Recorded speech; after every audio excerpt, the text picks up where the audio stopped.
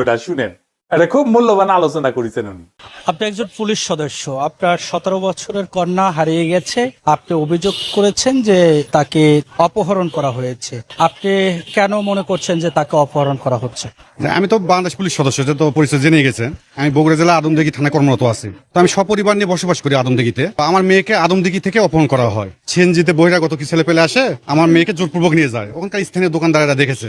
তারপর আমি তো ছিলাম না, আমি ডিউটিতে ছিলাম। আপনার ভাবি দৌড়ে যায়, ভাবি ভাবি আসেন, হচ্ছে আপনার মেয়েকে জন নিয়ে আছে। তখন আপনার ভাবি আসতে আসতে মেয়েকে নিয়ে ওরা মনে করেন যে সিএনজি যুগে একবারে সান্তাহার দিকে, ওখানে রেল স্টেশন আছে, সান্তাহার দিকে নিয়ে চলে গেছে। তো যাক, আসার পর অনেক খোঁজাখুঁজি, আমি রেল স্টেশন যত আছে সব খোঁজাখুঁজি করে মেয়েকে যখন পাই না, তখন তো অপহরণ হয়েছে আমি তো জানিয়ে গেলাম, দেখছে লোকজন।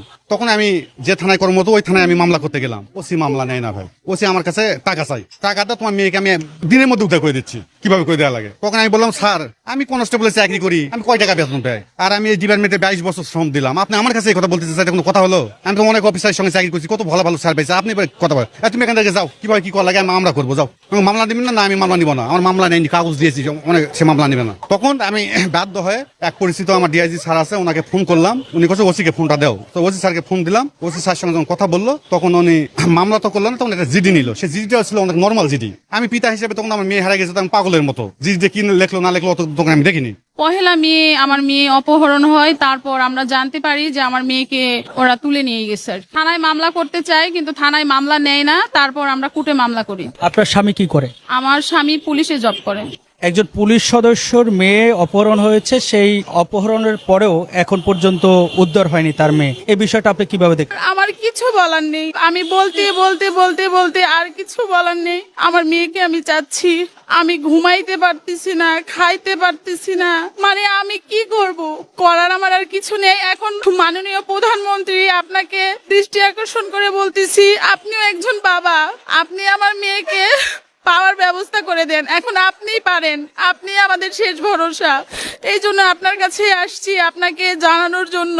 1 তারিখে জিডি করার পর 3 তারিখে জয়পুরহাট জেলার 5বি থানা ওসি আমাকে ফোন কলের মাধ্যমে জানায় আপনার মেয়ে উদ্ধার হয়েছে, থানায় এসে আপনার মেয়েকে আপনি নিয়ে যান। তখন আমার মেয়েকে নিতে গেলাম। মামলার আয়ু, এন্তাজুল হক, নারী কং, পুরুষ কং সবাই মিলে আমরা আমার মেয়েকে নিতে গেলাম 5বি থানায়। যায় ওসির কক্ষে OC, Bagjana UP chairman Nazmul আর আসামিদের নিয়ে এক জায়গায় ওসি বৈঠকে বসছে। বসার পর ওসি, নাজমুল আর আসামিরা আমাকে বলে, না দাবি নামায় সই করতে হবে, আপনি মামলা করতে পারবেন না অপহরণ বিষয়ে কোনো, তাহলে আপনার মেয়েকে আমরা দিব, মেয়ে আমাদের কাছে আছে।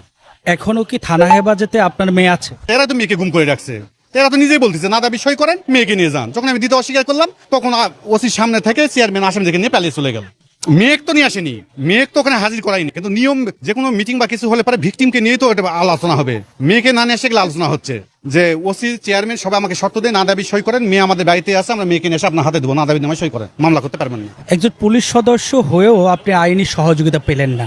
আপনি কি মনে করেন যে বর্তমান অবস্থায় আইনি সহায়তা আসলে সাধারণ মানুষ পাচ্ছে? কোনোভাবেই না। আমি যদি পুলিশ সদস্য হয়, যদি আমি আমার মেয়ের বিচার পাচ্ছি না, একজন পুলিশের মেয়ে মানে অল বাংলাদেশ পুলিশের মেয়ে আমি মনে করি। আজকে যদি এটা ওসির মেয়ে হতো, ওসি কি ওখানে বসে থাকতো চেয়ারে? উনি দেখতেন যে 1 ঘন্টার ভিতরে মেয়ে কোথায় আছে, দৌড়াদৌড়ি ইয়ে করতো। এসপির মেয়ে হলে কি করতো, আইজির মেয়ে হলে কি করতো, কতটা ভালো করে বলতেন। আমি কনস্টেবল বলে কি আমি মানুষ না? আমি বাংলাদেশের সাধারণ নাগরিক না? আমি একজন পিতা না? আমার 22 বছরের চাকরি কি আমি লাথি মারি? আমি চাকরি করবো না? আমার চাকরির দরকার নেই, আমার মেয়ে চাই। আমার সর্বপ্রথম আমার মেয়ে। এই মেয়ের জন্য আমি ছুটি চাই ওসির কাছে। আদমদিঘি থানা ওসিকে আমি বলি, স্যার আমার মেয়ে নাই, আমার মেয়েকে খুঁজতে হবে, আমাকে ছুটি দেন। ওসি আমার ছুটি পাও না, ছুটি আমাকে ওসি ছুটিতে সই করে না, ছুটি দিবে না আমাকে, ছুটি অগ্রগামী করবে না দরখাস্ত। লাস্টে বাধ্য হয় আমি অতিরিক্ত নোটিশ দেই ওসিকে যে আপনি ইয়া করেন, আমি কর্মস্থল ত্যাগ করলাম, আমার মেয়ে উদ্ধার না পর্যন্ত আমি কর্মস্থল ত্যাগ করলাম, এই নোটিশ নেন। তিনি ওটাও নিবে না, পাক মারে ফেলে দেয়। তখন আমি সার্কেলের কাছে গেলাম, সার্কেল নিল।